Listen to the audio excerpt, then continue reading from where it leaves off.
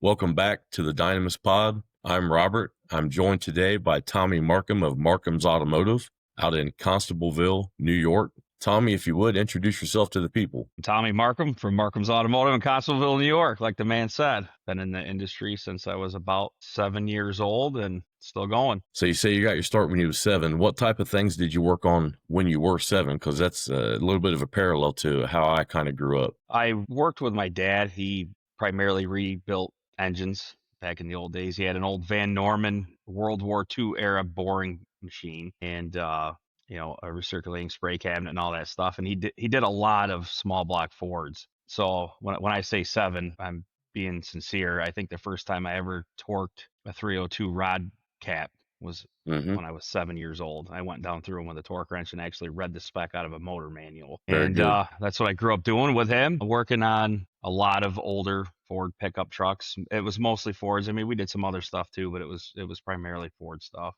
And kind of got into the EEC4 back in the early 90s when I was still very young with the breakout box, which I actually still have from Dad. I kept that. I mean, I never use it, but I kept it.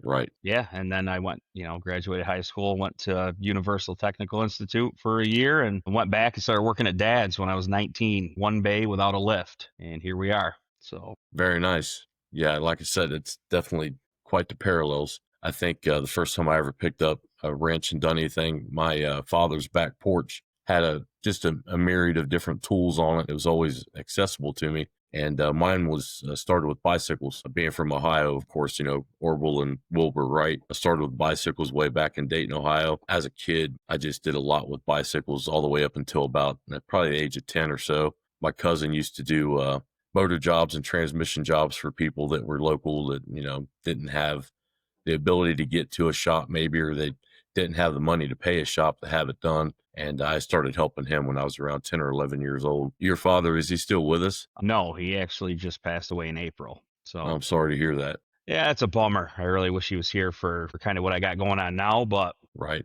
I guess that's life. So well, and that's the nice thing about it is, I mean, you can pay tribute and memorialize those who've come before us with the things that you're doing now. Speaking of that, what inspired you to start Markham's Automotive there in Constableville, New York? The current location I'm at, believe it or not, I worked at Dad's for quite a few years, literally rolling around on the ground without a lift, doing it the hard way.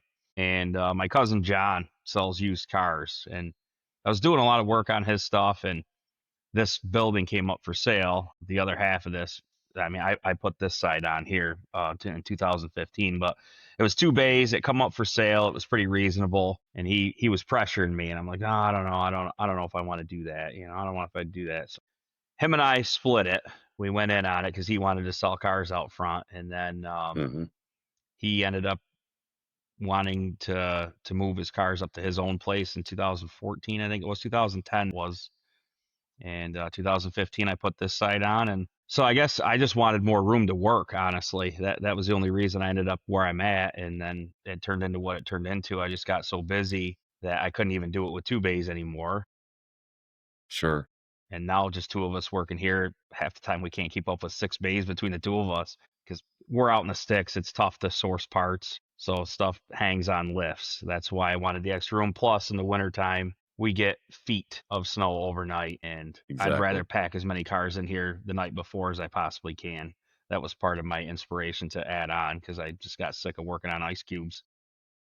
Exactly. Yeah. It's a lot nicer when you can bring them in the evening before, if the snow hits them, or they can come in and they can actually just melt off. I can fit about 12 in here if I get clever about it, depending on what they are. So I try to pack as many in as possible. But yeah, I guess nothing really inspired me. It's a weird thing. I guess I kind of knew that this is always what I was going to do.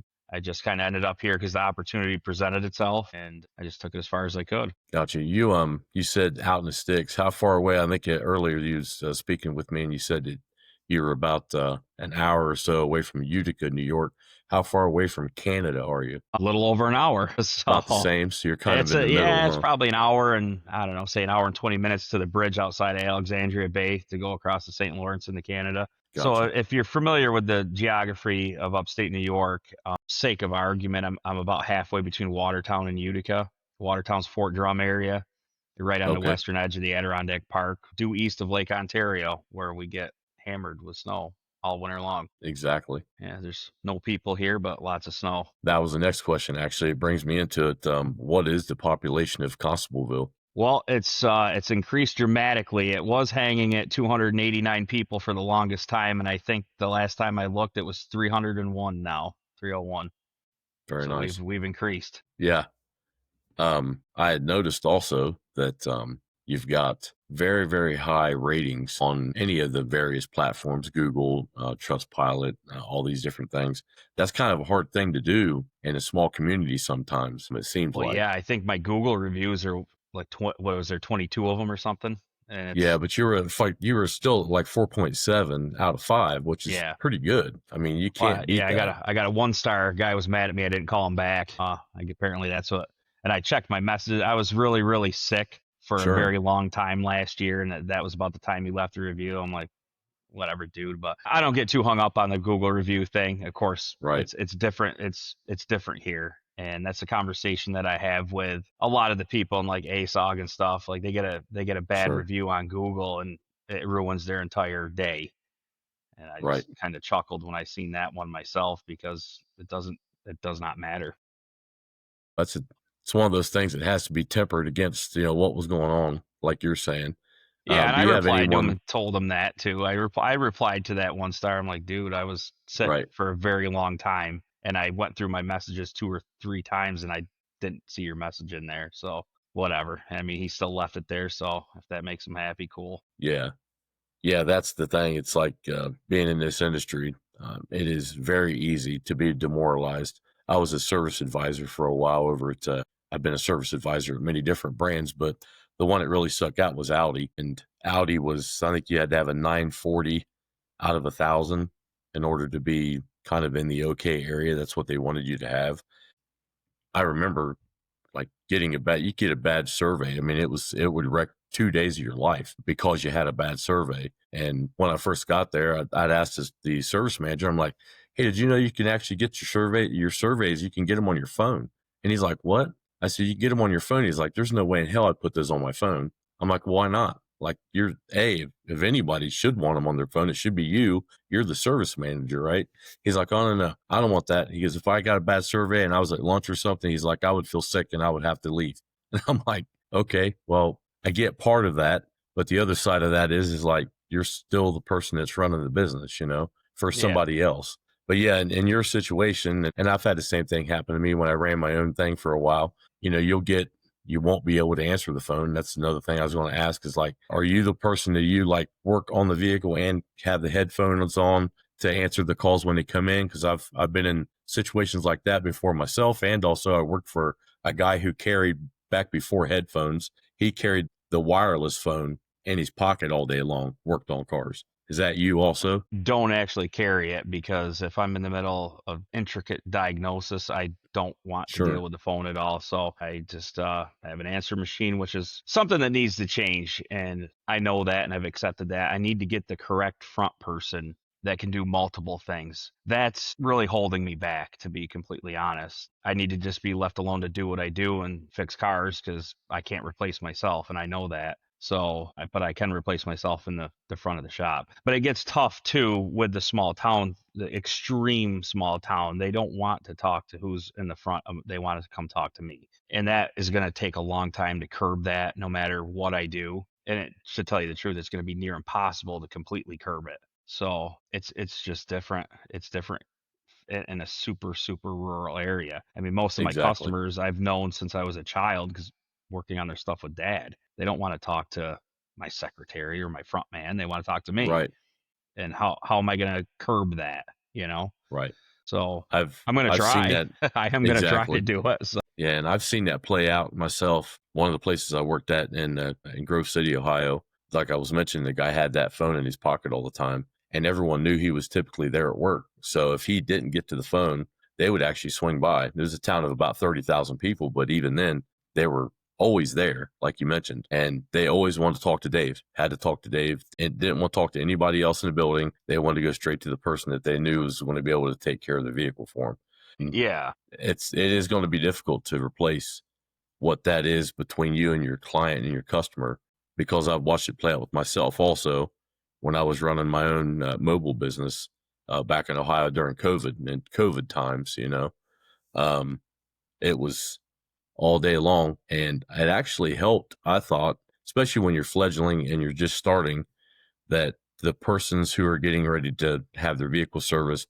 are going to talk to the same person that's going to work on the vehicle. I think that brings them a lot of peace of mind, and they understand that, okay, this is actually the person that's going to work on the vehicle. I think that helps in certain ways, but like you just said, it's going to be a bottleneck at some point to what you're trying to do. And honestly, I teach students too. It's like you're not going to make any money unless you have a wrench in your hand working on the vehicles, and that's where you Yeah. make your money at. Yeah, and I mean, part of me doesn't want to completely remove myself from customer interaction because I mean, truthfully, I do like a lot of my customers, but Right. it wastes a lot of my day, and it's just so much more could be getting done if I could just be left alone to do what I do. And where I'm at in my career, to train somebody to replace me would take years and years and years, and the person to just hire them simply doesn't exist here. I can't Right. replace myself, so I'm gonna have to replace myself with customer interaction. That's the only thing I can do. And it's something Exactly. I've been thinking extensively about for years, several years. Yesterday alone, I had 3, 4 people here at once, and a Hmm. couple cars I had to get done, a couple cars that didn't have to be done, but I really wanted to focus on. And at one point, I was jogging across my parking lot. It's just too much, you know. Not that I couldn't use the exercise, but it's a little too much to Right. that heightened sense of stress all day long, you know. So Yeah, and it's a lot. Like you said, I mean, you're going to have to find the exact right person to fill even the front position. right. And it does. It takes years of training to do the automotive side of it, to actually repair the vehicles in a, proper manner. So yeah, you're definitely going to have to go the other direction. Another Yeah, question I I just had, don't have a choice. You know, right. I'm lucky that I have my nephew that works with me because he's been under my wing for a long time, and he worked with dad too a little bit. Hmm. And it's important to him that things are done correctly because he's working for me. You know, it means something to him that it's not hacked, you know. So I'm Exactly. fortunate that I have him, but we need somebody up front. That's just bottom line. That's how it's got to be. And like you said, it has to be the right person. It just has to be the correct person. You can't just stick somebody up there that is dry, you know. It has to be the right person that can sit there and talk Exactly. to them for a little while, because it is small town atmosphere. It's different. You need to be able to talk to the people they want to be, the way they want to be talked to, you know. Right. And it's a Do you skill have set a that I've acquired over the years, but I can't do it all. exactly. There in your building, do you have a nice little area kind of set off where people can wait at if they had to wait there? We just have a table in the office with some chairs. Yeah, We try to deter waiters as much as possible. I sure. mean, just drop your car off and pick it up at 5, you know. Right. Some No, that makes people, sense. yeah, the standalone oil changes. I mean, I'm not a quick lube. I don't want to be, but you're good customers. You Exactly. do that for them. But you see, we've been friends on Facebook for a while. You see what we're doing, programming, dieting, Hmm. head gaskets and diesels. The waiter thing, I'm just trying to get rid of that altogether, to be honest with you. Exactly. Yeah. Yeah, and a lot of times I've seen students, I've seen people that I've worked with, they literally freak out if they have a waiter, and I'm like, hey, they're going to wait somewhere. Like, just do the job. Don't feel rushed. Do what you can. And some people can't handle that type of pressure, and I wouldn't necessarily want them to be there anyways. It's like that way I can focus on the vehicle. So I see both sides of the entire thing. On working on the vehicles, is there a memorable job that you've had that, over the years that you kind of sticks out in your mind of like, man, that one either could have went sideways, or man, that one did go sideways and ended up being a situation where we could have really looked like a zero, but we was able to kind of turn it into like a hero moment for our shop. Is there anything like that that you kind of strikes you? There's so many of them, I guess. Sure. I think I don't know. I can't say I thought it was going to be a zero because I assumed I would figure it out. But one of the coolest ones I think that sticks out to me was a few years back. I think it was a 2008 or 9 Chevy pickup truck with a Duramax in it that Hmm. ended up getting a BCM put in it. Then it got taken to a dealer, and I'm not trashing the dealer. I'm just explaining the situation. They supposedly programmed said BCM, and the truck still wouldn't start, and it ended up here. And I ended up taking one of my scopes. I just used the Pico on that. Not that I couldn't have done it with a different one, but the whole low speed network was down. I mean, you do a scan, and there's nothing on the low speed network, and I see it was shorted to 12 volts. Hmm. So I do actually have the U isolate tool from AES Wave. Are you familiar with that? Where you hook up the That low one, speed network? yeah, that one I'm not familiar with, to be honest. It's actually an awesome tool. Props to Keith Perkins. That's who I found that out from years ago, watching one of his videos. Yep, You take the comb out of the class 2 connector, and you can repin them and depin them one at a time. And when I got to the keyless remote one, of course, the network activity came back. And the symptoms were the left rear window rolled down, and then the truck wouldn't start. It was really bizarre. So come to find out, something happened by the driver's seat. It melted the wires together, and the 12-volt feed to the power seat melted into the low speed network line, and that's what was shorting it to 12 volts. And gotcha. I mean, you got to have a process and some tools and some knowledge to get to the bottom of something like that. And that was a good one. That was It's like you got to actually have the process and the correct tooling to find that. Well, truthfully, you could. I mean, if you really fully understood circuit design and how the network works, that one you could have actually found with a voltmeter. I mean, Sure. you could have put it on the network and see it was stuck at 12 volts and not fluctuating. Didn't necessarily need a scope, but I have it. I use it. But yeah, that was a pretty good one, and I've had some of them go south before too. I mean, I'm not too proud to admit it. Of course, it's been a while, but I think one of them was we had a turbo we replaced, and the nut that holds the wheel on was missing, and we assumed it went through the turbo, and it actually stuck and melted down one of the corrugations of the air intake tube. And I cleaned it all out and everything. I didn't see it, and flexing, and it dislodged and went back through the turbo. So I got to buy one of them. It Yeah, that's happens no every once fun. in a while. You just do everything you can do to make sure it doesn't happen often. So yeah, I don't know. Those two, that was probably one of my worst ones and one of my best ones. Right. Uh, Yeah, there's that's there's been so many diags over the years that you find stuff that excites you, but the Duramax one kind of sticks out in my head. That was one of the fun ones. yeah. The split on the type of work that you have in there, is it typically a lot more heavy diag? Is it like you lean more towards diagnostic work, or you have like a lot more mechanical stuff going on? I would prefer to do more diag than I do. I Sure. do a lot of it now, and I think it's just kind of gotten to the point where I'm friends with all the local shop owners. They get something that they just don't want to deal with, they send it over here. So I'm doing more and more and more of that. And now that we started doing ADAS calibrations, we're getting all the local body shop stuff too. So programming Hmm. there, of course, and their alignments on 1-year-old cars is nice because everything actually moves. And Exactly. it's a split. I think the split's getting smaller. I think the diag programming ADAS is catching up to, I would say it's probably 40% of my day now versus before it was probably 15 to 20%, you know. Yeah. Um I would be okay if it went to 100% and I never had to cut the bolts off of an exhaust manifold ever again the rest of my life. I would be thrilled if I never had to do that again. Exactly. Yeah, But I could totally understand that side you of it. you got to do it. That's the tough thing with being in such a rural area. Even if you are that guy, it's tough to make an entire go out of diag work. Right. There just isn't quite enough of it. So, but I'm going to keep trying. Yeah, exactly. Yeah, I'm the same way. I would much rather be doing diagnostic work than any of the other stuff, but I never Yeah. shied away from anything, and I never was a person that said, let me take it, I'll do it, even if it takes me longer than book. I'll at least learn from that particular job and just let me do it.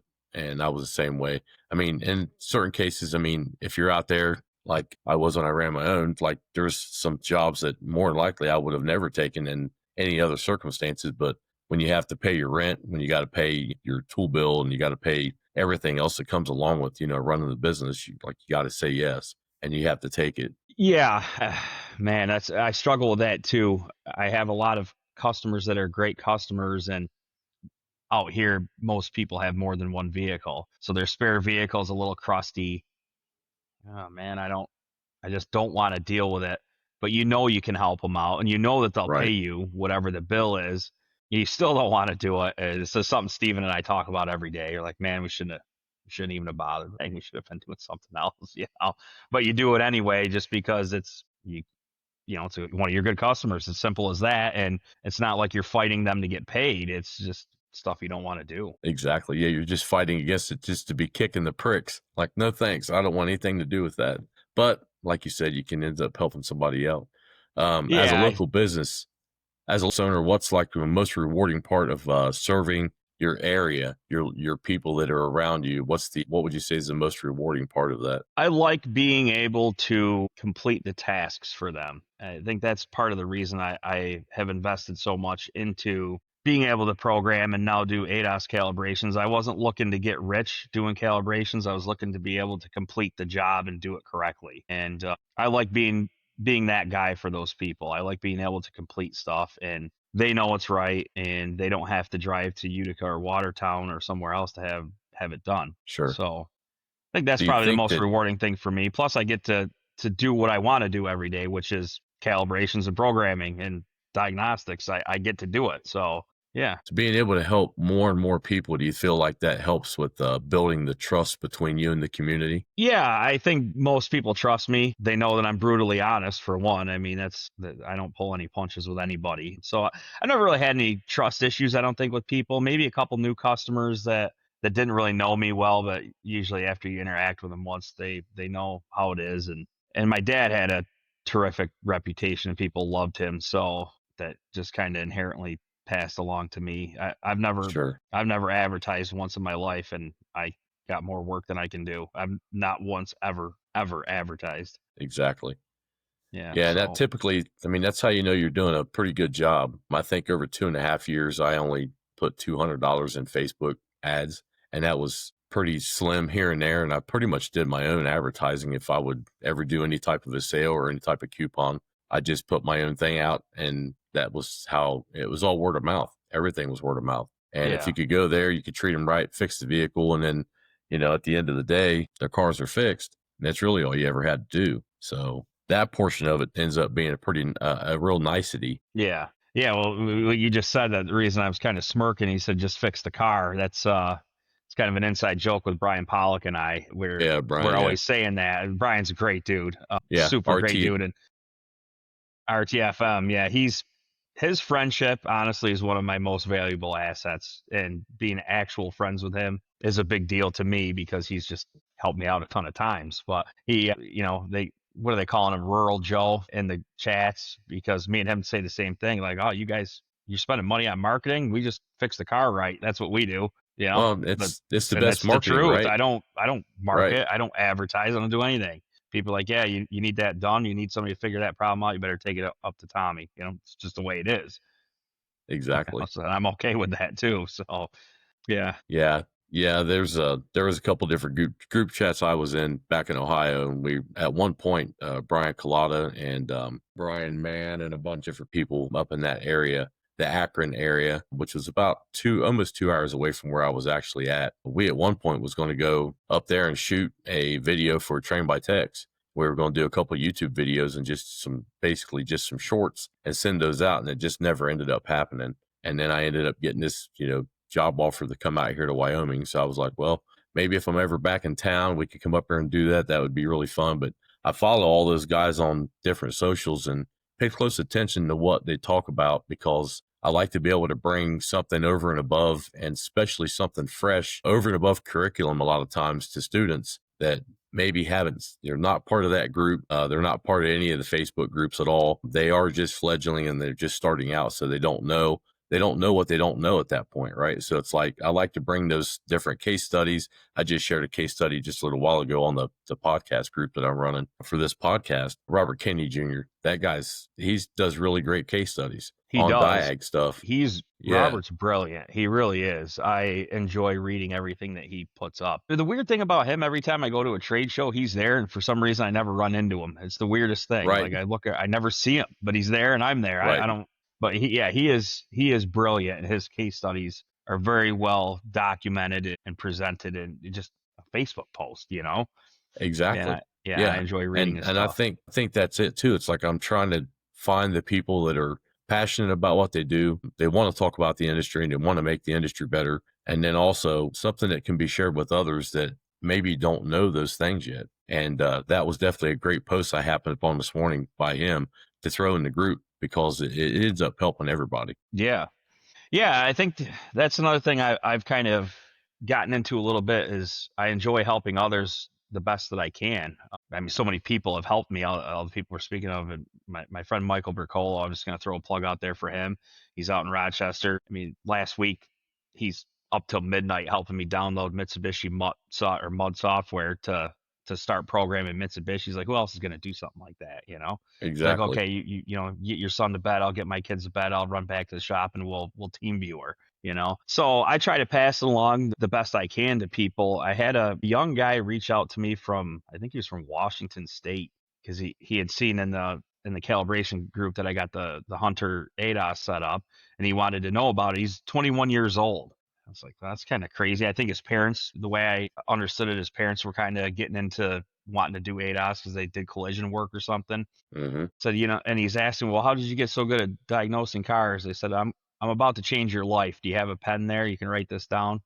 That's exactly $15 a right. month to Scanner Danner Premium, and Right. another $20 a month to L1 Automotive Training, and stay home and watch those two things and spend $35 a month, and you will, Yep. it literally is going to change your life. Yeah, and push yourself, right? Like if you don't Yeah. know it, go set aside time, set aside focus what you're actually going to want to learn on, and only do that one thing for so many hours. And when your brain starts to hurt, go away from it for a day or so and come right back and do the exact same thing over again. But Yeah. you're exactly right. I mean, there's so much value that's being put out, especially with the ability to have technology the way that we're doing now. I mean, I'm in Wyoming, you're in upstate New York, and we're able to put together a nice chat, a podcast where people can listen in and find out some of the inside baseball of the automotive industry. But not only that, just a couple of people that's been in the industry for a really long time that love what they have done over the years and want to try to share it with those who will listen. Yeah, I wish more people would get into it, and it's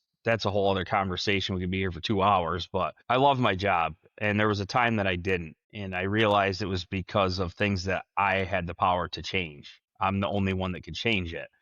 So I love what I do every day. I mean, is it glory? No, but I love being able to come to my shop, do the modern cars with the modern tools, and be able to afford them. And truthfully, I get to work with my best friend every day. My nephew's my best friend, and we just have a good time. I mean, I'm living my dream. That's what I'm doing. You know, I Exactly. got the shop that I have, and I get to be here at work with him every day, and we just have a good time with it. So Well, and some of the greatest jobs out there are the ones that are thankless, right? yeah, I usually share at least one time during the phase, and I'll try to feel it out over a 12 weeks typically, of when's the best time to play this video. Mike Rowe put a video out years ago, probably in 2012, I think, might even been back as far as 2010, where he talks about dirty jobs and he talks about the people that are willing to do these jobs. And he never once mentions the job of automotive technician in it. But of course, he's big in skilled trades. And once I got out here to the school, I interviewed. And when I did interview, I asked the main guy there, I'm like, hey, are you guys partnered with Micro Works? Are you guys partnered with Mike Rowe to get some scholarship money? Well, no, he's with that other school. And I'm like, well, who are you meaning? Like, what are you talking about? And he's like, I said, the UTI. He's like, yeah, he's with them. And I'm like, well, I know that's not true because Mike Rowe is spread all the way across the country trying to make sure that all schools are getting trade money that where sweat equity, but the students are able to get into these schools. And I will share that video happily with students because they need to understand that what they've actually decided to go do, A, it is a hard job, and B, though, it's like it's one of the best things that you can ever do because you can serve your community, you can serve people that are around you, and it gives you a sense of pride of a job well done, a hard day's work for for a full day's pay, that type of thing. And in automotive, you don't always get that. However, at the end of the day, was you able to fix the car? And I always took pride in that. If I was able to actually do it and able to fix the car, that was a prideful moment for me that it was like, okay, well, I was able to at least figure that out. And I try to share that with them. Like, it's a blue collar job. You can make white collar money in it. And that's great. But at the end of the day, the thing that actually makes it the best is that you was able to serve a fellow human being and fix their vehicle. Yeah, I like that too. I like that part of it too, just being able Hmm. to fix the car. I hate letting something that can't think beat me. So, I mean, Yes. I'm guilty of, like everybody else, I've lost money just to say I fixed the car. I mean, it happens. Doesn't Gobs happen of much money. anymore, but it has happened. Right. Yeah, and You you do mentioned help people out that are dependent on you, and I do enjoy that too. I mean, they need their stuff fixed, and you're helping them get their exactly. stuff. So, You you had mentioned earlier, Tommy, about the more of the social side of it, as far as going to some of the trade and expo shows. And admittedly, I've not been to any of them. Everything that I've learned has either been through apprenticeship or through just being autodidactic and learning and picking things up and trying to learn as best that I possibly can. There, when I ran my own business for a while, I did sign up for Scanner Danner and paid a full year subscription up front because I was really behind what he does and still am. But the trade shows themselves, sometimes it feels to me like they end up becoming slightly cliquey. And I've never really, I don't know if I fit into that. What would you call it? Some of the students at work, they'll call me Sigma, like you're a Sigma male. And I'm like, I don't know any of what that means, but like I went and looked it up and it's like an alpha male, but it's like an alpha male that's so alpha that don't want to deal with any of the social stuff. I'm like, oh, okay, I guess I can mix in a little bit of that. And what I do right now is counterproductive to that point. But what is it that you get out of the expo shows that you're able to attend other than maybe the social side of it? How many of the classes do you end up taking of that type of thing? I think they're both good. I think the training is usually very good. Uh, Hmm. Most of the ones, a lot of the times, admittedly, I pick it dependent on instructor, not so much content. I mean, this past one, I took Keith Perkins's ADOS class because my personal opinions, Keith is fantastic, and Hmm. Liz, I'm not forgetting her in case she watches this. She did a great job too. But the social side of it, it is the most, I think, advantageous part of that. Truthfully, I'm friends with just about everybody, so we'll go to the lobby afterward, and I'll just have conversations with whoever. And becoming friends with those people, I think, is the most valuable part of the trade shows. Not saying the training's bad, but I do believe that the social part of it's the most valuable part of it. If I'm going to be completely transparent, you know. Sure. What's the most local one to you there in central upstate New York? Of the bigger ones like that, the one I just went to, Tools, and Hmm. Super Saturday I go to every year in Gotcha. Philadelphia area. And TST actually is closer. It's in Tarrytown. I call it Northern New York City because that's essentially what it is. That's just a 1 day deal that G puts on there every year, the TST big event. So that's Yeah. technically the closest one, but any multiple day one, Tools or Super Saturday. And last year I Gotcha. flew out to Vision and ASTA, and I'm going to go to ASTA again this year. For my area out here, I think SEMA is the closest in Vegas for any type of a trade show at all, to be honest. Being in Laramie, there's not a whole lot in any direction other than maybe Denver, 2 hours away. We had some instructors go down and do a transmission class on the new Ford 8 and 10 speeds. And apparently GM's using those also at this point. I didn't know that. I got the book. One of the instructors was nice enough to bring me the book back. I wasn't able to make it. It was a 2 day course over Saturday and Sunday, I think, that they went to. Someday, soon, possibly, I'd like to make it to some of those ones out east. I'd like to make it to Vision. I've always kind of followed along Vision on Facebook. There's been a lot of different trainings that little snippets that people will put up that have been valuable, but I know that Tools seems like that's a pretty good one. A lot of people ended up at it. One of the gentlemen I just spoke to last week, I think it was would have been Conrad Boswell. He said he went to the ASTE, I think it is, or maybe the ASTA. I can't remember which one it is. I think it's the one in North Carolina. He It's said he loved ASTA. It that used to one. be Is that the ASTE, T? but it's Okay, so they ATA just now. changed Yeah. names. Yeah.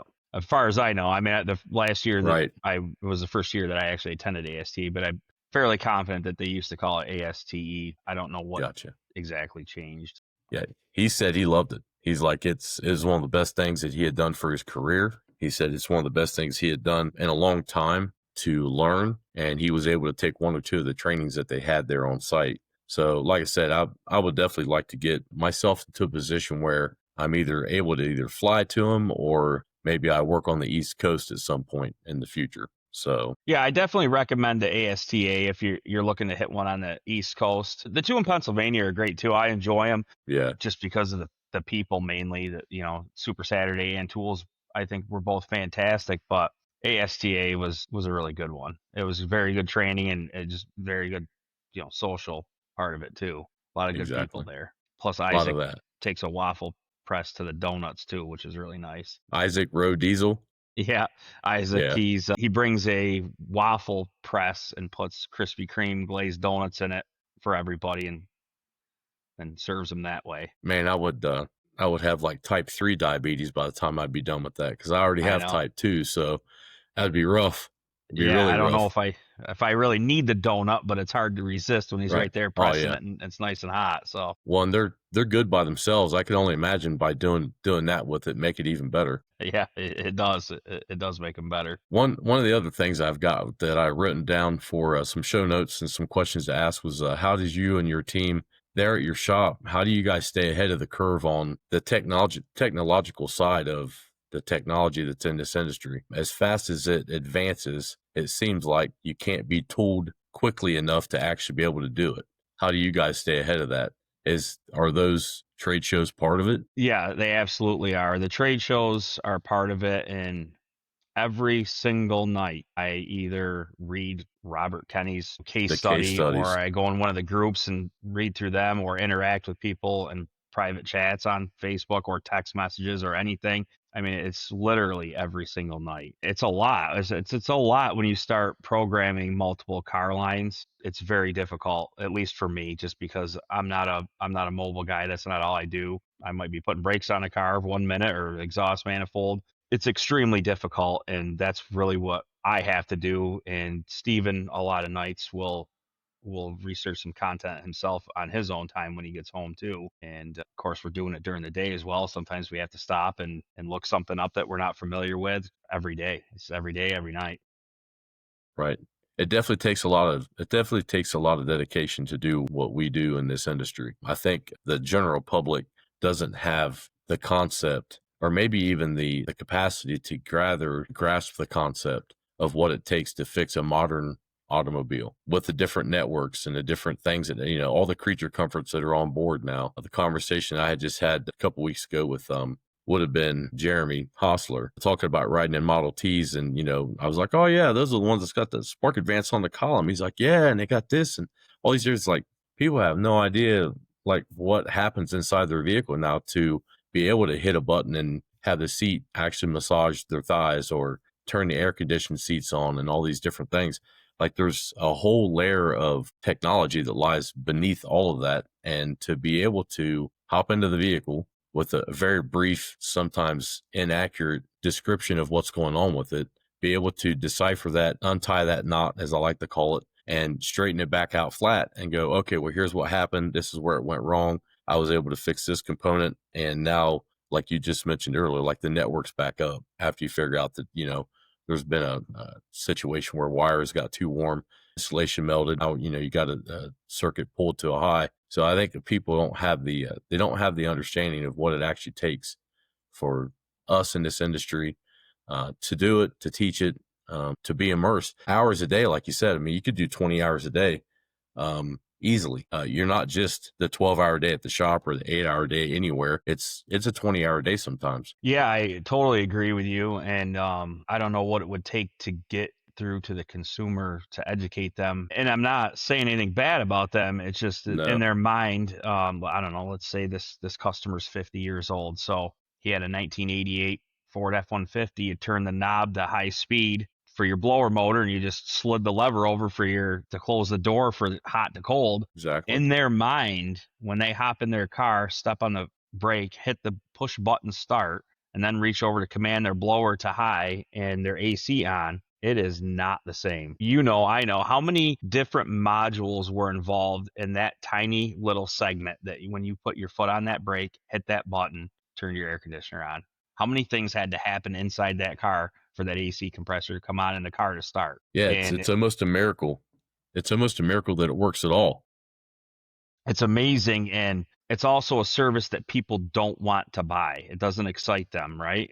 So it's an uphill battle the whole time. Nobody breaks or grinding. They're like, oh man, this is awesome. I get to go see Tommy and drop a hand on some brakes. Nobody gets Exactly. excited about it. Nobody wants to spend the money No. on it. And I think a lot of people in our own industry have made it to the way that I think a lot of people don't respect us because of how they roll. I don't know what else to say without sounding negative about it. I mean, some of those people deserve that, but not everybody's that. But in general, the entire industry has been blanketed with that reputation. Well, anybody can do it because they think that you're, changing brakes on a 1989 XYZ. It's not the same industry anymore. It's not even close.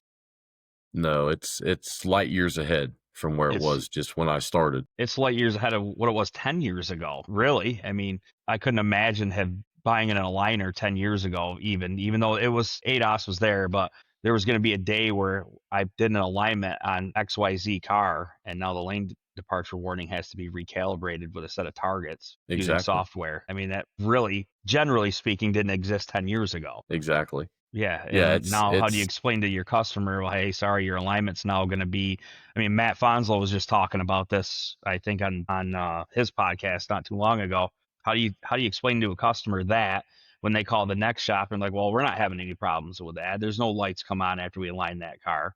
Well, there isn't, but now it's 1 or 2 degrees off. Now what? right. Now what do you do? Now the automatic emergency braking doesn't work, and they think you're a crook because you're actually doing the correct job. So how do you Exactly. how do you combat this? How do you fix that? Yeah, I'm not sure there's a way to do it, to be honest. I mean, I think the technology's moved so quickly into the future that it ends up coming down to a thing of there's only 24 hours in a day. And there's only so many man hours in a day, right? Because Yeah. it's multiplied. I mean, it's went exponential on us because there's no way to do it. And it ends up falling back on people in the industry like yourself and myself and those that, that will possibly listen to this podcast to actually educate the customer. And when I talk to students, that's what I tell them all the time. You're going to have to break out of the shell that you're only good with things and not good with people, because you're going to have to actually be good with people too at certain times. Not to say that you're going to have to do the same job as a service advisor would or even the manager, but you're going to have to speak to the general public. They're going to judge you on how you speak, what you say. They're going to judge you on how you're able to form your words. I'm like, they're going to judge you on how your written things are done, how you can write, because that's going to be part of the story now at a lot of places. So I'm like, you have to be able to break out of that so you can educate them. That's the main point. You've got to educate them to what it was that you actually had to go through to fix that vehicle, because no one's going to know it. And there's no mass marketing that's out there. And that comes back to that micro video.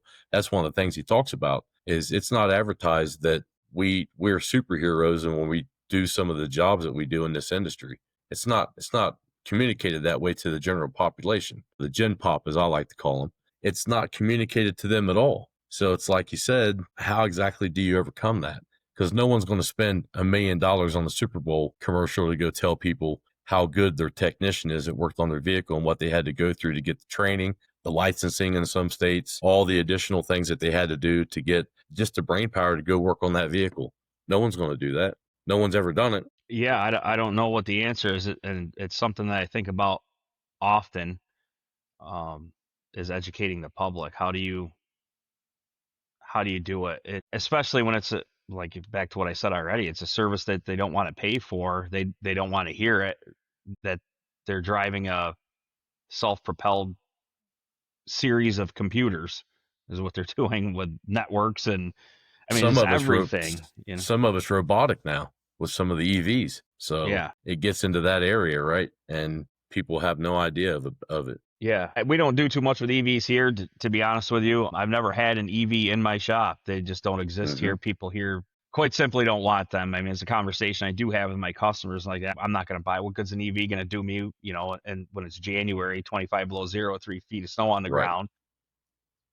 Yeah, and it won't take EVs a are really charge. not ideal here. I'm not anti-EV at all. I think if you're a city commuter in a somewhat warm climate, go for it. I think when you're in this region and you have to go 25, 30 miles to get anywhere and it's Hmm. snowing and it's 30 below zero, I would not be taking an EV. That's just my My personal opinion, I think everybody else's, because that's why they're not here. I think I might have had 6, 7 hybrids through the door in here in my entire career. Like, that's true story. Yeah, and out Not that here it's the same. yeah, it's probably It's the just same out exactly here. the same. Yeah. At Denver, you'll see. I don't know. I passed a Cybertruck. I don't know, a couple weeks ago now. My wife and I was down in Colorado for a little while and come back up through, and the exact same Cybertruck, because it had some designations on it, I was able to pick it out of a crowd. Of course, you can pick those out of a crowd anyways, because it's the worst design ever of anything that's ever I've seen on. It's a freaking rolling Atari is what it is, but it's Like that's that the only one rolling I've Atari. seen. And there's some Teslas. We've taken Tesla training at school, which I like the Tesla training, but to be quite honest, it was not anything else that I couldn't have found on the internet. And that's the thing about some of these trainings that you go to, or the trainings that you see, especially when it's like a manufacturer specific training.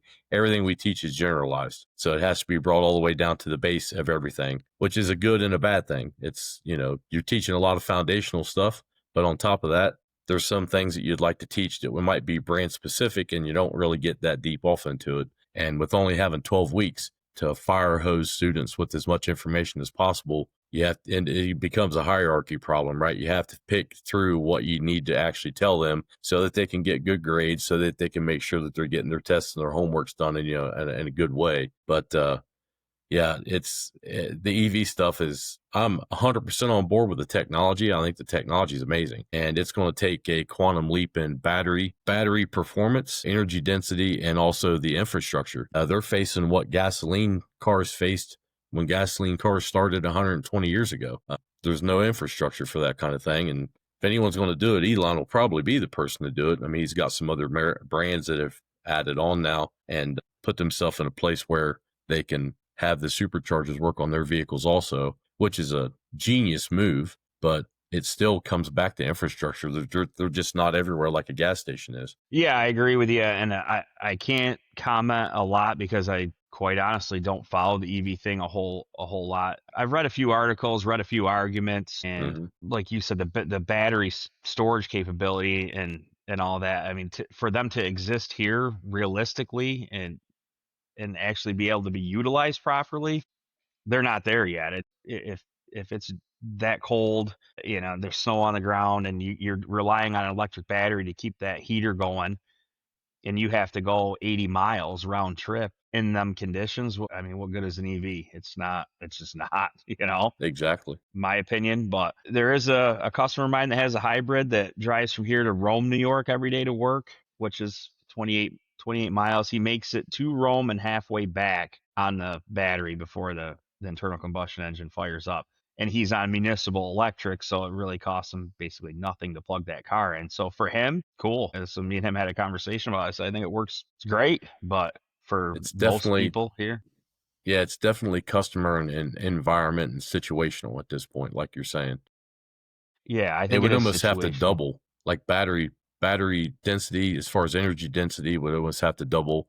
Cyclic rate as far as how quickly they charge, all that kind of stuff would almost have to double. And battery performance is just, I mean, the physics of it, they're just going to drop in the cold. So, like you said, if you got a vehicle that's suffering from having to keep the battery warm enough to either take a charge or be used, at some point, all the angry pixies are going to be gone, right? And it's just not going to work. So Yeah. it's pretty Yeah, like I wild, said, I'm not anti-EV. I see so many arguments online over it all the time. right? I just think they have their I'm place. anti-government when it comes to that. Them picking and choosing who should get your money because you're paying in, and they're going to just help somebody else buy a car. I'm 100% against that. Like I said, the actual technology of it, I think the technology is pretty amazing. Yeah, I agree. I pretty much agree with all of what you just said. I got one here for you too. So new technicians. So if you're going to speak to those who are leaving school, those who are in apprenticeship somewhere, those who are doing this like your nephew's doing right now, kind of under your wing and taking on some tutelage from you sometimes, I'm sure. And I'm sure you're probably learning things from him too, because I do the same thing when I'm at school from students. But if you were going to recommend some things to them to get out into the industry once they leave school or once they leave where they're at, what would be maybe a couple pointers that you might give those students? I think the number one thing that's hard, I think, for all of us to do in the industry is leave your ego behind to start with. because that's going to be the number one thing that gets in your way. Yeah, it's a tough one. It is. It is. I still fight with it, and I've been doing it my whole life. Number one is you got to get rid of your ego, and you need to seek out the room that you're not the smartest one in. That's number two. The training, like $15 a month for scanner data premium. I can't say that enough. If you're going to be in this industry, take the time and spend the $15. Start there. And there's other training out there. I'm not trying to just promote Paul. Paul's an awesome guy, and I think his training's great. And truthfully, it's changed my life. 12, 13 years ago when I started getting into his stuff, it's completely changed my life and the trajectory of my career. So young kids, inexperienced guy, even if they're not young, say a 30-year-old that just started out, that's what you go watch his content. It's cheap. And then when you want to get a little deeper, you know, do some other stuff like L1, and there's other stuff out there, and go to the trade shows, meet people. I think Yeah, probably the that would be my advice networking. for all of it. I think the networking aspect of it, the social networking part of it, actually going around and meeting people and all that kind of stuff. I think that's huge for this modern day and age for the students to go out and do it. When I was younger and starting, it was not a thing, of course. I mean, I grew up in the era that my dad was on CB radio. That was like the original social network at that time. But I agree with all the points that you made, getting out there, making sure that they're getting into some other training, because I always open up class, like especially with new students, I'll tell them, welcome to the beginning of your training, because it don't stop. Yeah, it can't stop, Right. because if your training stops, I mean, technology is not going to stop marching forward into the future. With what you and I have seen over our careers, like you said earlier, just 10 years ago is nothing like it is now. And it's not going to slow down. So I explained to them, I hope you like to read. I hope that you like to be a sponge. And the advice that you gave as far as, like, trying to seek out the rooms where you're not the smartest person in them comes back to ego. But I think you're exactly right. I'm more than happy to defer and say, I don't know something, rather than to walk off into some dark edge of space where I'm telling lies and bullshit, right? I'm not helping anybody by 100%. doing that. I'm not helping nobody by doing that whatsoever. So I would much rather say, yeah, I don't know exactly what it is that you're talking about, but I'm happy to learn it. And like you mentioned earlier, there's some guys that are getting into this, some gals too that maybe have left the Army. I've taught a couple different ladies that have left the Army at 25, 28 years old, that use a GI Bill, and they come to school and they want to learn it, and they get out there and do awesome in the industry. And the most recent older fellow that I taught, he's like 37. He come into class and quiet, stayed quiet, always had his head down, making sure he was learning, trying to block out some of the social aspect of the younger kids, the social networking, this, that, and the other, and not listening a whole lot to that, and just trying to focus on actually learning. And the future, I think, for the industry is still a good one. I think what it comes back to is, like you were just saying, and we talked about, is trying to educate the public on what it is exactly that we do. It's almost like it's a mystery to them. I think it still is, and I think that they haven't, or they just assume that it's the same thing that it always was because they don't understand. Mm-hmm. I think that there is a good future in this industry if you're willing to do what it takes, Yep. because there's going to be less and less, and I'm not going to say name your price, but when you're one of the only guys left that can fix the car because you stayed with it, there's money to be made. I mean, I'm not in danger of retiring at 50, a millionaire, but I've done okay, you know, but I've also put my whole life into it. Exactly. I live the life I want to live. There was a point 10 years ago where I hated the industry, and that's all I did was bitched and bitched and bitched. And maybe just part of maturing a little bit, it's allowed me to live the life that I want to live. I do what I want to do when I want to do it. I have the things I want to have because of this industry, but it was a lot of hard work too. So I think that's the message that needs to get through to people that want to get into it, that it isn't easy. It's not an easy industry. It's a lot to deal with now. But if you're willing to learn and willing to continue to try to move forward, you can live a good life. I Mm-hmm. believe that. No, I you're haven't given up on 100%. it yet. I haven't given up on the industry yet. Exactly. So saying that, would you ever consider closing up shop and working for another place? If you did, would it be a dealership or would it be a independent? There's probably one place in the world that I would close up and go work at, probably be Stroker's Diesel. I've been offered a golf cart to get me from one side of his shop to the other if I'd come work for him. Nice. Probably be the only one. The Zeb. only one. Everybody knows Zeb, probably. Yeah, it'd probably be the only one. I say the only one that I know of currently. I would never go work at a dealership. I don't like what I know of them, of the people I know that are in them. I don't like the atmosphere of a dealership. I don't like flat rate. And I don't like being told by a manufacturer that I'm going to get paid 2/10 to do an hour job either. Yeah, there's quite a bit of that in the industry. Yeah, well, I think New York state law, they changed something now, right? Where they have to pay him whatever Mitchell or All Data or whatever says that the manufacturers have to pay the technician. Some combination of thereof. Yeah, you're exactly right. They had to basically not pay warranty times any longer. I think that started in Illinois about 5, 7 years ago, if I remember right. I was still on LinkedIn back when they started pushing that. And my only caveat to any of that was like, be careful of what type of power that you allow the state to wield, right? That was the only caveat that I had about it. I was more than happy that I think the technicians, I've been lucky enough to work in just a couple systems that were not too bad with flat rate, because I've heard some of the horror stories also. And I've said it before on the podcast, I've never made more money than when I was flat rate, but I was also part of a good system where there wasn't a ton of politics, and I got to run my own team. I was dispatching to those guys. I made a little bit off of what they turned. So it behooved me to make sure that I gave them jobs that they could actually make money on. Also, there wasn't a giant learning curve in all of it. So there's a lot of states that make it to the point of you have to pay the technician what the book time is. And that's good for the technician. And honestly, it's not like the manufacturers or in dealerships in most cases, it's not like they don't have the funds to pay it. It's the fact that they would rather hang on to the funds and have them for themselves, or maybe a party or whatever they want to throw. I've seen both sides of the counter and both sides of the industry, as far as, mom and pop or chain store versus dealer, and they both have pros and cons. However, more than likely, I would probably be at an independent myself at this point. That's why I went off and did what I did when COVID started. I was kind of pigeonholed into it, and there's no way out of it. I didn't have a job at the time, and I just didn't want to go back and work for somebody else at that point. I'd had all this training. I'd been in the industry for literally 30 years at that time. So it's like, why not go and do this for myself and make a go of it, which I was able to do for 2.5 years. And this opportunity popped up to come and teach. And it's kind of where I always see myself at some point. I just didn't realize I'd be doing it quite as young as I am.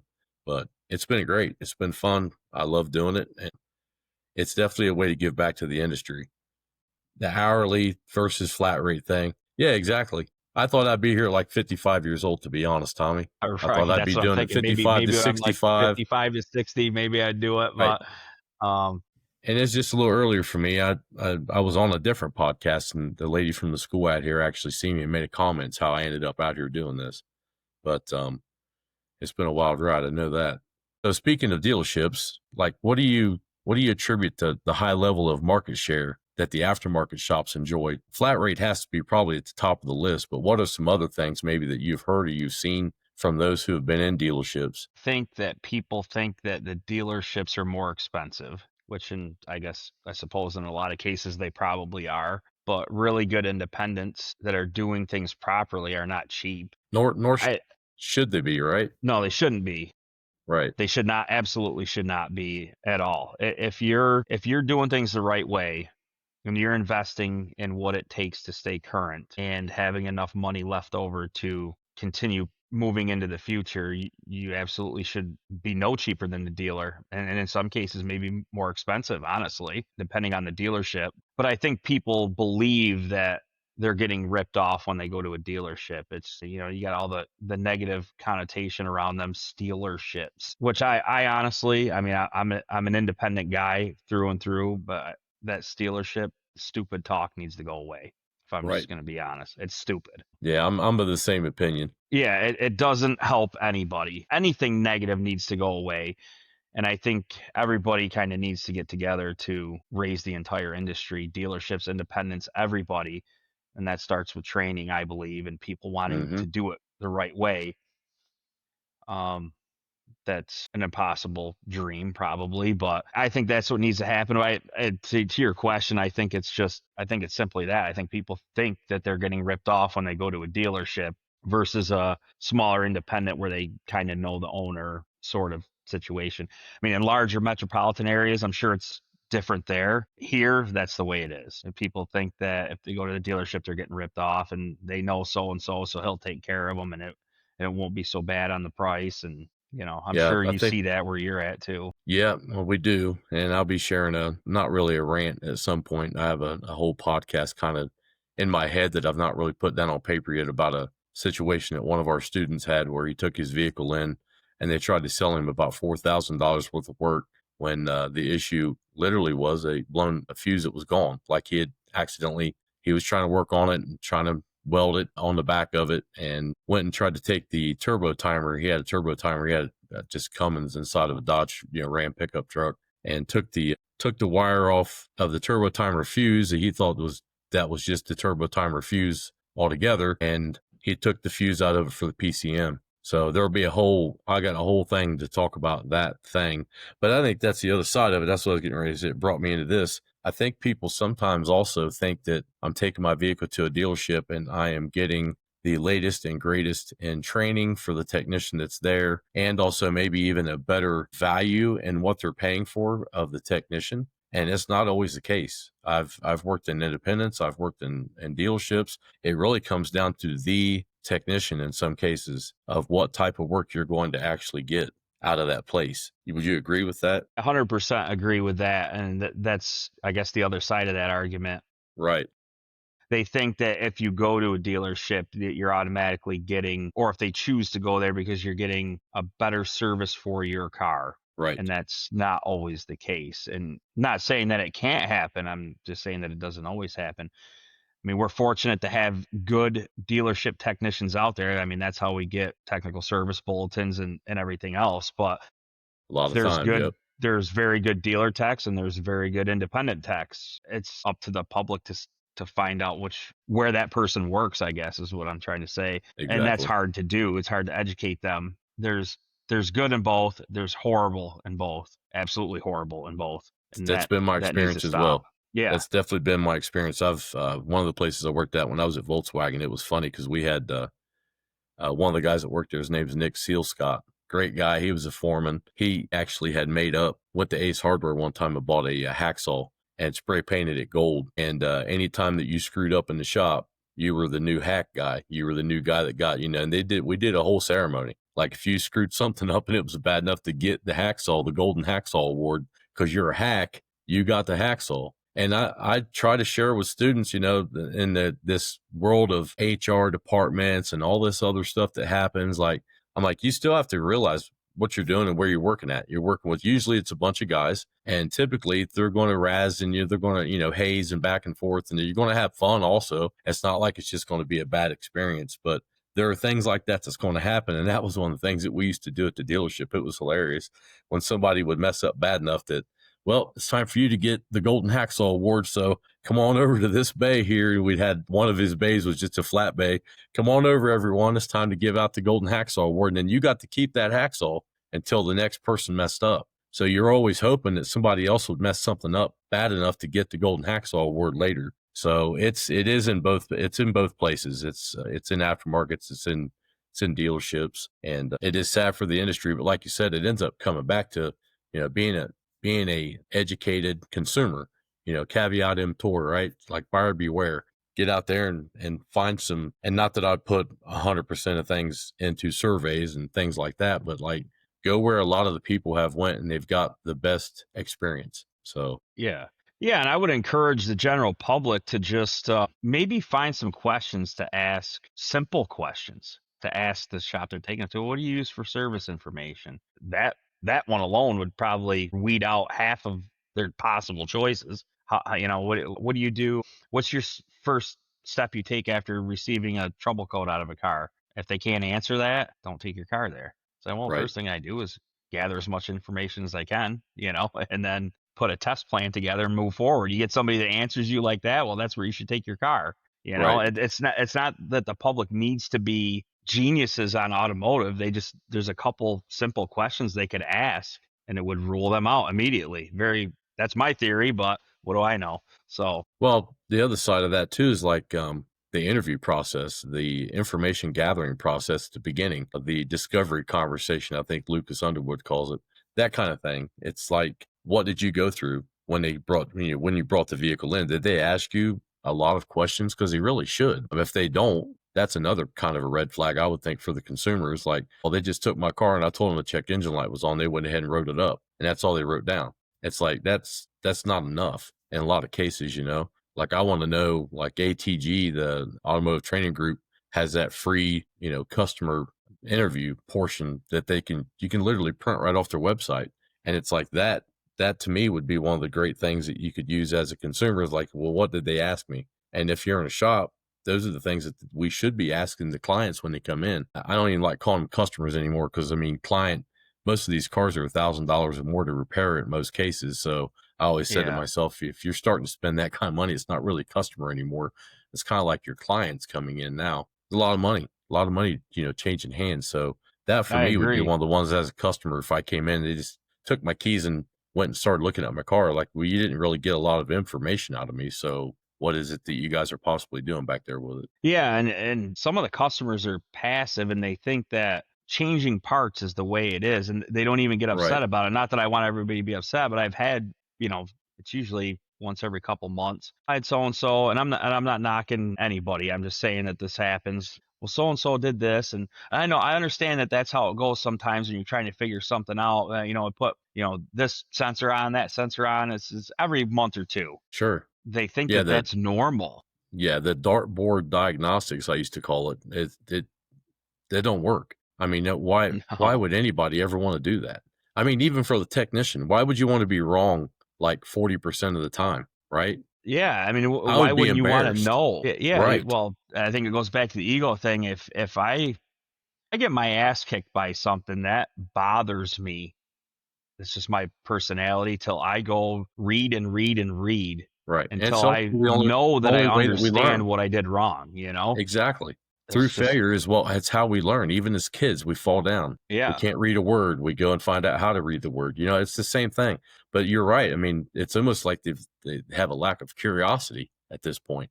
It's like, Yeah, how? and it could Why? be the environment they're in. Maybe Sure. they're in a bad shop and they're not getting paid and their boss is mean. I don't know. But on a personal level, the only person that can get you out of that is you. And if 100%. you invest in yourself and you don't like the shop you're working at because they don't want to pay you to diagnose cars, find another shop to work at. I would be 100%. You're exactly thrilled right. if I could find somebody with my mindset that came here looking for a job. And you would pay them accordingly. Absolutely. It just seems like nobody wants to go to the extra mile. And if they do, they're usually guys like myself that they're doing what I do. I think You for hardly I think for the last 2 months, while I was running my business, maybe three, I was looking for somebody that was able to do what I could do. I was offering $50 an hour. Now they would have been a 1099 employee at that point. I wasn't like you were saying, I wasn't, in danger of, retiring a millionaire, but I was at least staying profitable. And I was like, I would pay someone $50 an hour, but I could never get anybody that I would trust to put my name on what they did. And sadly, that's the thing that we end up, running into in this industry, it seems like. think there's a lot of it. I think like I said, there's a lot of good people that are willing to learn. I think that they need to be put in the right position, maybe. Hmm. I don't know how else to explain that. I think they need to find the right shop to work at that's willing to send them to training, that encourages them to do it the right way and not maybe so much production based churn and burn. Right. I mean, that's And the burnout, right? yeah, and then you burn out because you did 687,000 strut jobs because you could beat the book time by a half hour because that's what you're getting paid for. Well, there's no real incentive to learn, is there? If you're Exactly. making really good money hanging iron, and that nothing against that because every shop needs that guy, but Hmm. I guess if you're the type of person that really wants to be better, only you can fix that. And once you start doing that, you will find a place to work that will compensate you and it would be a good environment to work in. So Exactly. it's ultimately up to the person, period. They got to want it. So after the 20-hour days, after reading about stuff, after finding some time, after being able to help out with the wife, with the new baby, by the way, congratulations. Thank Um, you. What does Tommy do to unwind? Is there something that's non-automotive that you do that you like to do? Well, currently I roll around on a mat with a 7-month-old baby and wipe spit up. But prior to that, I competed in precision rifle series for a few years with my nephew, and for years and years I raced asphalt oval track cars. Nice. Up here we call them super stocks. Anywhere else in the world would consider them a limited late model. Still have the car, just haven't used it in a while. Got into How long? golf. How long was the track? Well, I raced all over New York State. We went Okay, from some of them that were tiny little 3/8 bull rings to like Oswego Speedway was 5/8 and Shang Speedway was 5/8. Those are incredibly fast racetracks. I've been all over the place. Had some pretty good success with it. I've won the Fall Open out at Spencer Speedway out in Rochester 2 years in a row. Should have been a three-peat there, but I goofed off a little too long at the end of that race. I enjoyed that. That was a big part of my life. I loved doing it. Sometimes I still miss it. Sometimes I don't. have What you ever else? worked have you ever worked at another shop? I worked at a Pep Boys when I was in tech school, I got you. and the interaction I had with one of my service writers sealed the deal for me that I would never, ever work for anybody the rest of my life. I've been doing this since I was 19. I've never really worked for anybody. I don't No, think I that could now at this point. that I totally get from being on the technician side of it and having a service writer and then also being a service writer. I tried to never bring that same energy that I've seen in others to the technician. And I've screwed up plenty on both sides of the counter. But yeah, you're 100% right. I could understand why a single interaction would definitely push you to the area of like, I'm just going to do this for myself and I want to help Yeah, people out. And that's what I want to do. And that's how I'm going to do it. So race cars, precision rifle, I play what was hockey like a a lot still. yeah, play Still, hockey? so yeah, me and the guys. I'm a goaltender. We won a tournament down in Skinny Atlas down by Syracuse, New York, a couple years ago. So it's cool to be able to still do that. Yeah, all the cheap stuff: rifles, race cars, ice hockey, Yeah, exactly. Yeah, you almost have to work for yourself and have a business at that point, and 20 hours a day. Yeah. and the 20 hours a day.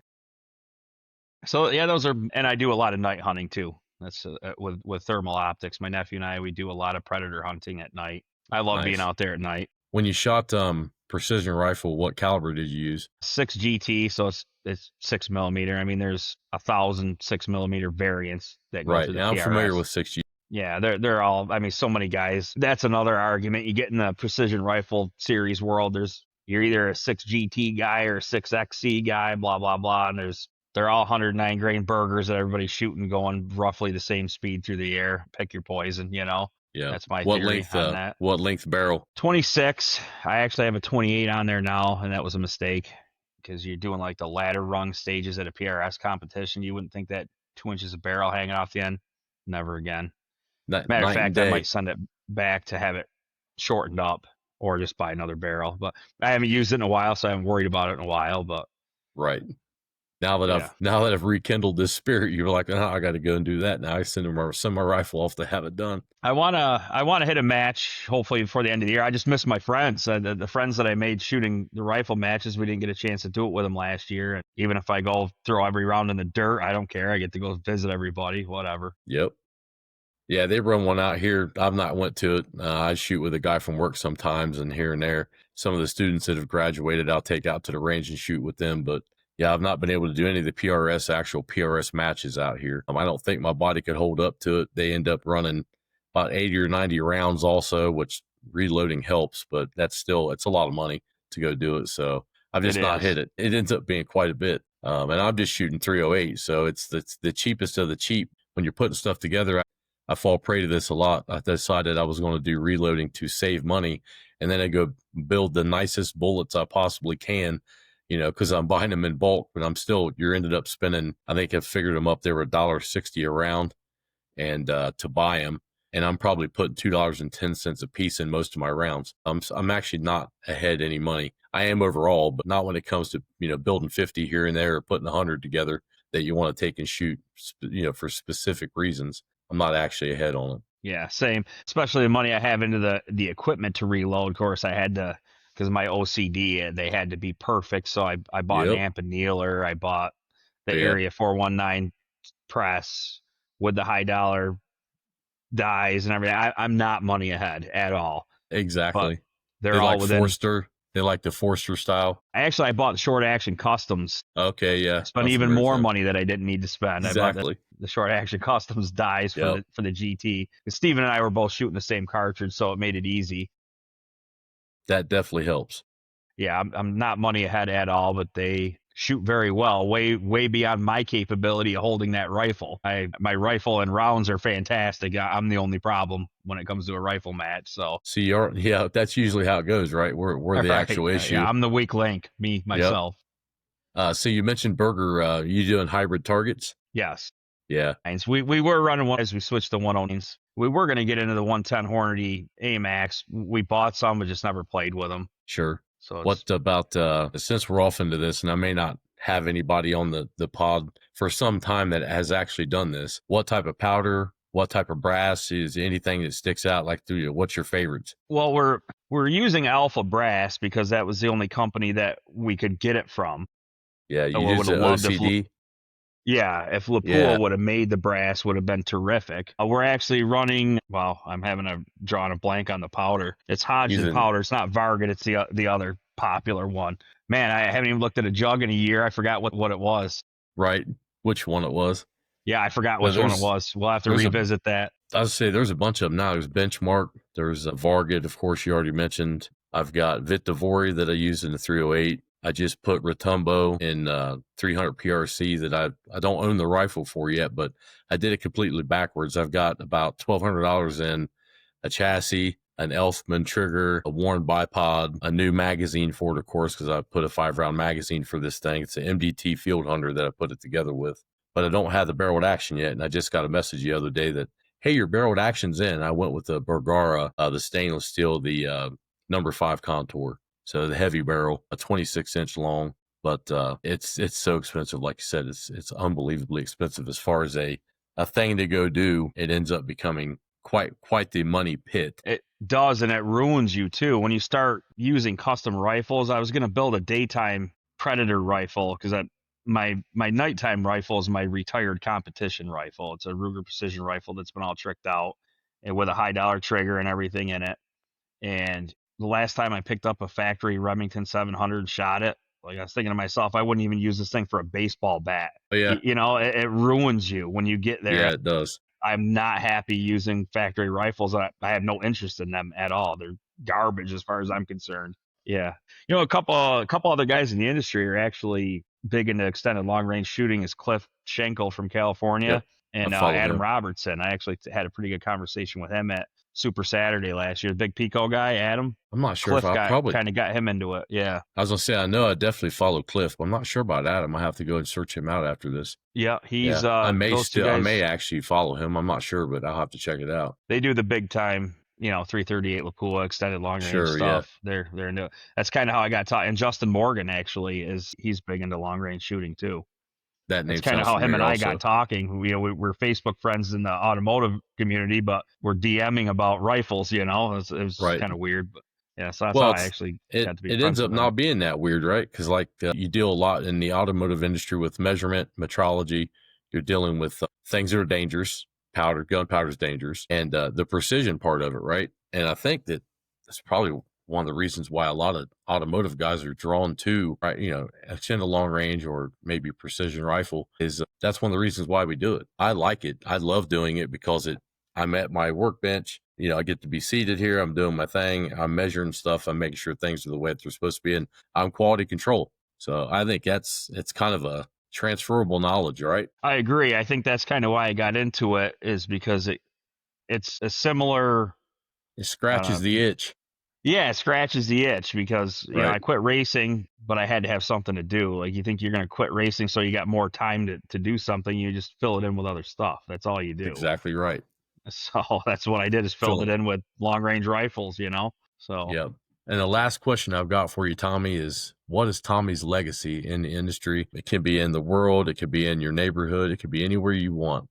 What is Tommy's legacy? that's a tough one. I guess for me, doing what I do, taking the gift that my dad gave me of knowledge and turning it into what I turned it into. And I hope I can do the same thing for my son. I guess that would be it. I don't know if that's necessarily a legacy. Sure. I think it Yeah, and is. just being the guy that can fix the car, and help people out, and so Exactly. they don't have to travel an hour away from here to have something programmed. The main thing is, I mean, at the end of the day, the only thing that's really important is your family. And I'm glad I took, like I said, the gift that my father gave me was what he knew. He didn't give me anything monetary. He gave me everything Sure. I needed to succeed. And that's the best thing he could have done for me. And a And lot I of hope times that ends up being everything, right? it was everything. He gave me everything that I needed to be where I'm at in life. I hope I did a good enough job with that, and I hope I could do that for my son someday as well. And who knows, he might not get into this at all, and if he doesn't, that's fine too. But if he does, hopefully I can at least do him the service that my father did for me. That would be my legacy. Exactly. I think on that note, that's a pretty good spot to go ahead and wrap it up. Okay. Well, I enjoyed it. It's nice to chat. We've been Facebook friends for what, 6 years. I don't think I've really got to have a conversation with you, so that was good. You're right. It's been a long time. I appreciate you taking into consideration and coming on. I am glad to say that we beat some of those other guys at the podcast you were going to be on, but no competition. I think we need way more people in this industry to put their voice out there and to be heard and to I share their agree. knowledge, to share what they've done in this industry and, the good and the bad, and let the chips fall where they may. It's been a pleasure having you on and hosting you, Tommy. Yeah, I appreciate it. I enjoyed it myself. So we'll catch you on the next one.